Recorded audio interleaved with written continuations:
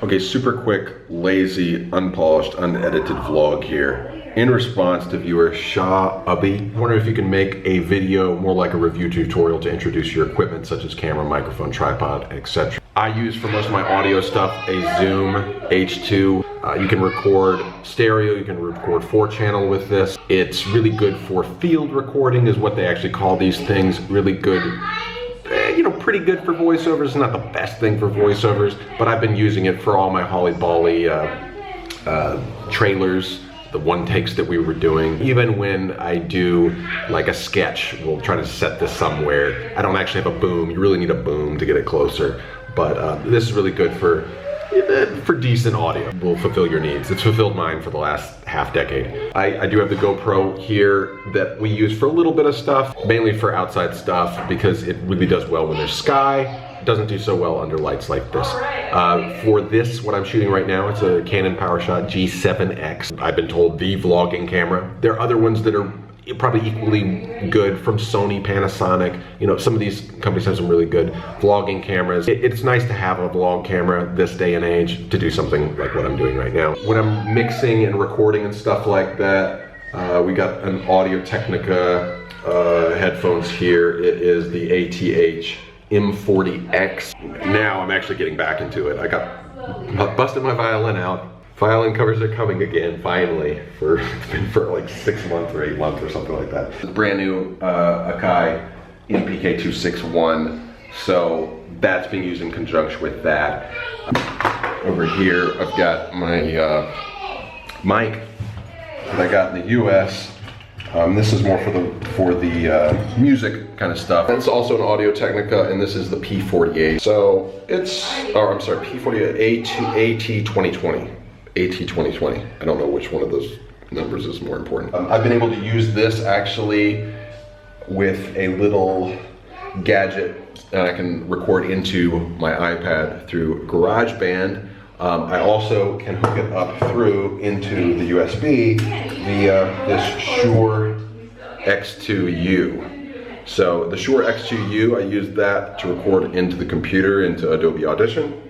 And then there's another attachment which I can't remember the name of right now. Here we got a Tascam IXZ mic and guitar interface. And this is the one that I use with the iPad and GarageBand in conjunction with that Audio Tech. I got one of these light kits. I can't even remember the brand name of this thing. I wouldn't recommend it. You can get these things in, like, with everything comes together with the green screen and some lights.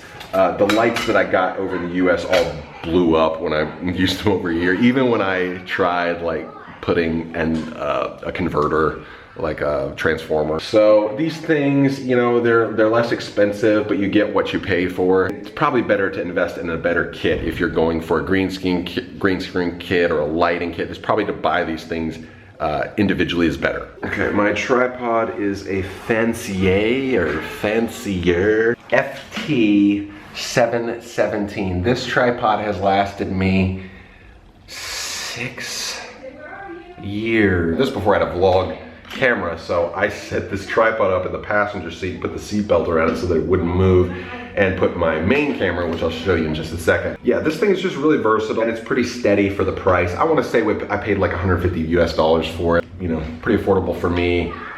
It's got enough weight, no problems with the DSLR. I really recommend these. This is a Reporter LED light A5 by Fly Films. It gives you a lot of light. It really helps out a ton, especially in a place like India where sometimes the power can be an issue. These kind of like, if you can get these LED lights that are battery powered, it's just so helpful. And of course in reporting situations, that's why it's called a reporter light. Very helpful. Okay.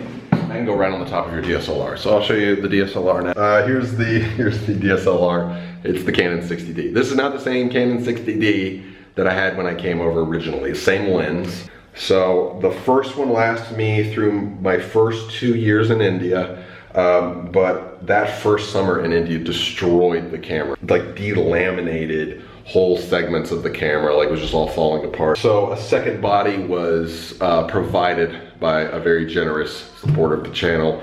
and good friend. I got that in 2013, so this is almost a 3-year-old body, a 2.5-year-old body, 18 to 135 lens. We also have a 50 mil lens. It's the cheapest one on the market, which is good for photos. A little bit difficult to use for video unless you have the tripod, because it will just shake like crazy. And people have noticed that whenever we've used the 50 millimeter. The lens is not the best thing in the world. It's a 3.5 to 5.6. So when you're fully zoomed in, you're at 5.6 f-stop, and it's just, you lose a lot of light. So unless you're outside, it's almost useless zooming in. When it comes to computer programs, I'm all on Adobe products, Adobe Creative Cloud. I started out on Sony Vegas. Start getting on bigger projects, like it's just better to have a whole suite of tools. You have to upgrade every year anyway, almost, in this market. So paying the 50 bucks a month, if you're doing it professionally, is just, you just got to do it. I'm a big fan of Canon products. So one more thing I do want to mention, on my Canon 60D, I use Magic Lantern. It's a open source, crowd-made, free thing that you can get on the internet. It's basically a hack.